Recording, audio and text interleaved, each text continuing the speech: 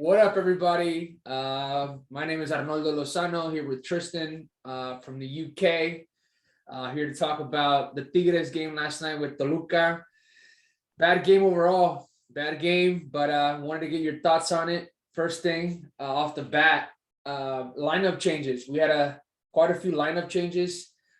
This is the second game this week. We played it Saturday against Toluca, which we won 3-0, and then last night against Necaxa on a Tuesday, and then we play again Saturday. So rotating the player was somewhat the right move going into the game. But I wanted to get your thoughts on it. What did you think once you saw that lineup going into the game? I understood it considering having looked at the league table, we've pretty much fully solidified at least second place.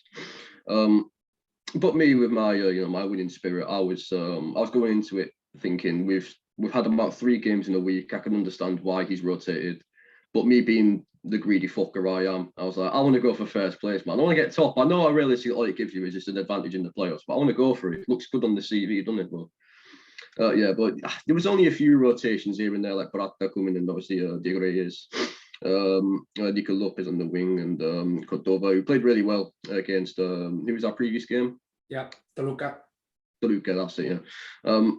So it was only a few changes, but I mean, for me, it was still definitely more than enough there to beat Necaxa. I mean, Necaxa are a good side, but they're a decent side. But we should be going there with the players we had and being able to play on the front foot and offer more of a threat than what we did until we only started playing up until about the 60-minute mark. Yeah, and that was the worrisome thing there. I agree with you. Going into the game, I was kind of down for the rotation, especially with Cordova having that game. And I think I tweeted it out. In that formation that Cordova played against Toluca, he's not as exposed defensively because he doesn't have to have the pressure to come down as much when you have Bigon and Carioca to help with the box to box. So I was really excited for that. When I saw the lineup on Monday that they had released of how they were going to line up against Necaxa, I was really excited because one, you had Gignac and Tovan up top, and then you allowed Diente Lopez, who has not had very much minutes. And I was like, this is a really good game to allow him to get comfortable with these players and then, be a super sub, possibly going into the La Liguilla. So I was disappointed. The back line was not good at all. We seem to, if it's not Angulo there, and obviously that right center back spot is still, being thrown around. And I think I'm kind of reverting back to what you said a couple of times or a few weeks ago when we recorded it. I think Igor is the man there, man. I think we're gonna have to wait on Igor and do we have a choice? Angulo. Yep. Ultimately, do we have a choice?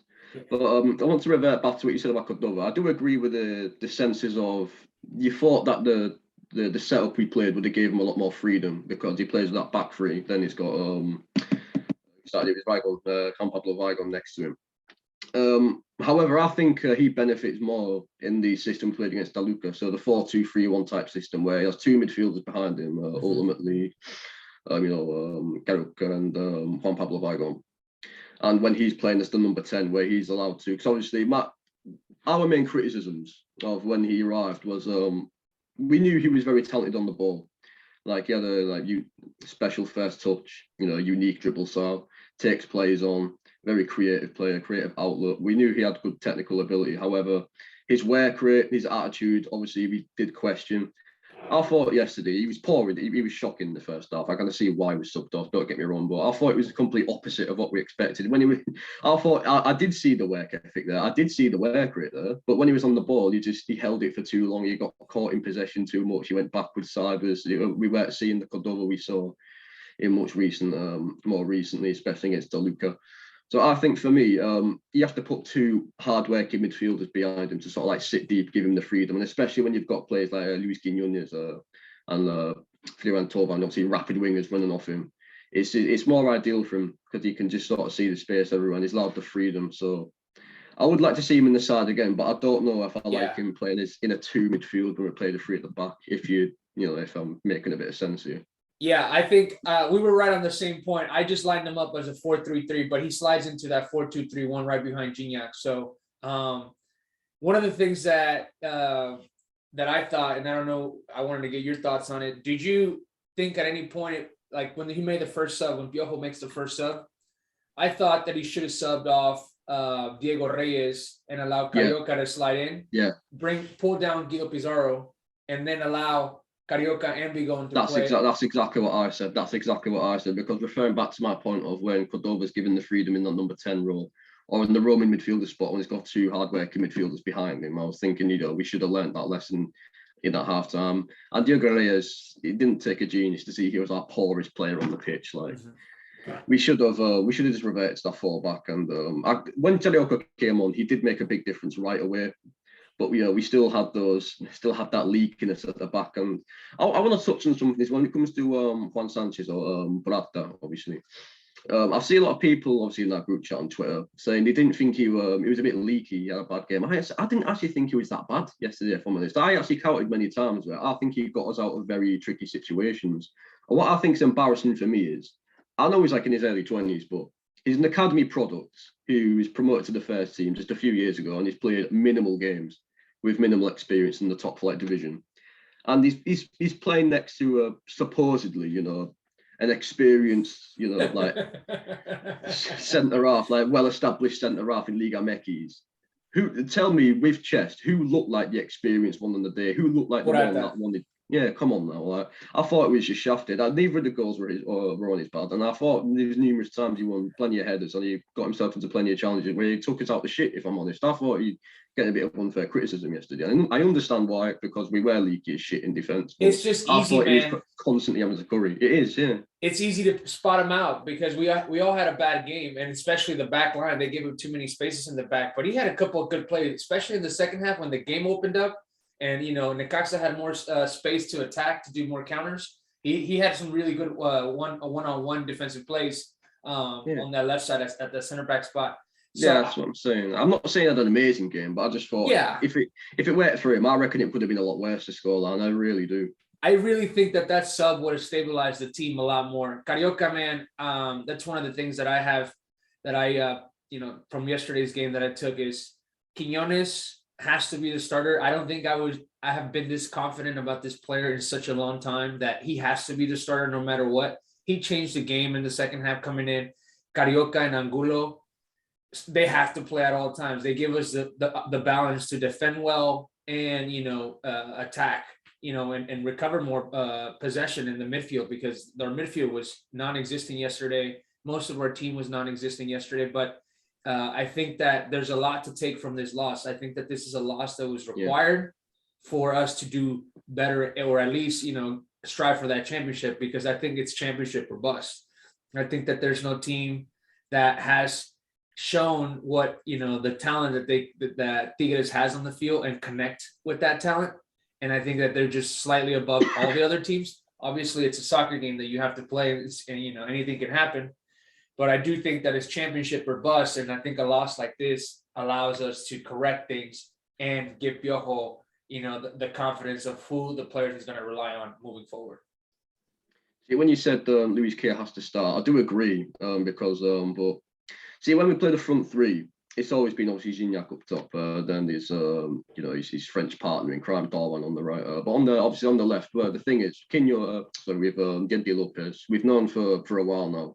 He's not a creative. He has got decent technical ability, but he's not that creative type of like rapidly quick winger that's going to open up the space, like get behind the back line. And he's just a goal scorer. Make no mistake, he's just a goal scorer. He's got an eye for goal, and that is a good thing. But I just don't think it works with them two up top. I think realistically we either need Quiñones or Jefferson Soteldo if we are going to make this front three work. With a bit of pace, technical ability, bit of creativity.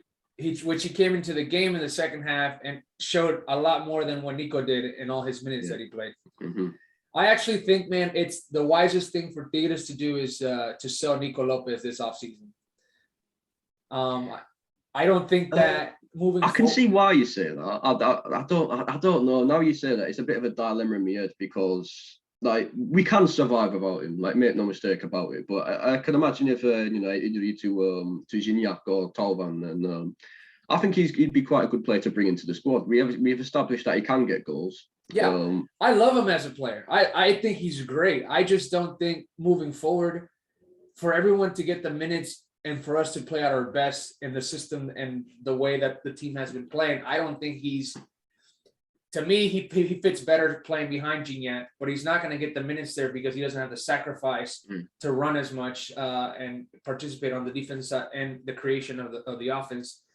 So I think you sell him and bring a player that can help you more into what you're looking to do in that either that position up top or bring in a heavy talent in the back. But I think you use the money to buy that you're going to get from selling him to buy a player of that caliber, because I think he's going to rot on the bench, man, eventually. Like he's going to try.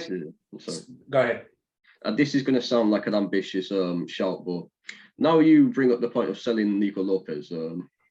I have thought there's a just forgotten about player who I like the look of every time he plays, Raimundo Filencio, the winger.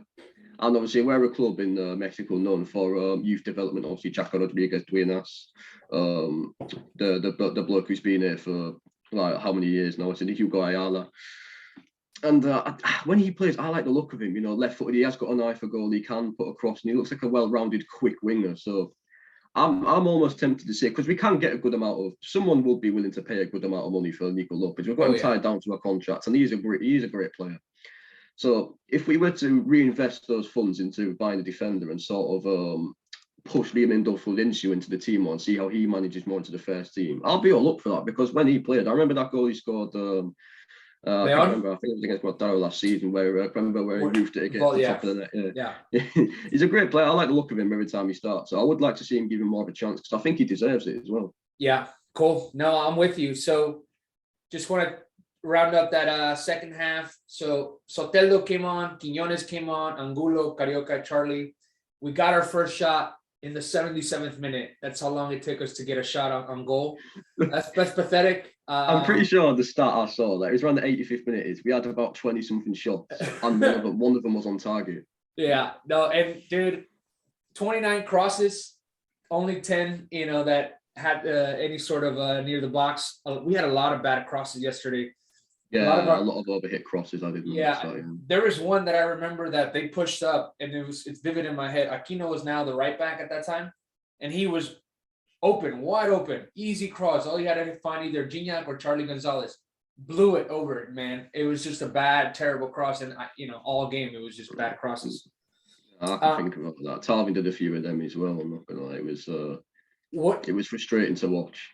What do you see that Tigres needs to change heading into this game that we got? We got America coming up next. What are some things you'd like to see as far as on the field, maybe from the coach Piojo, and with the rival that we have at hand on Saturday against America? Big game at El Volcán. There's a lot of emotion now between a lot of rivalry between America and Tigres, and then add the Piojo and Córdoba thing in there. So, what's your thoughts on that?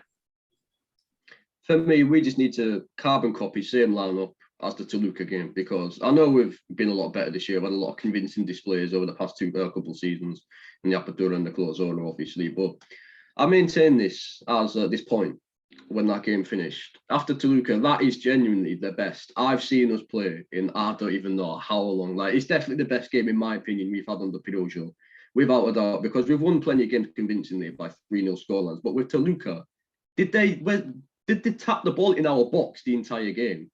Yeah. Rafael Guzman could have sat down, he could have had a hot chocolate, he could have had a coffee. Yeah.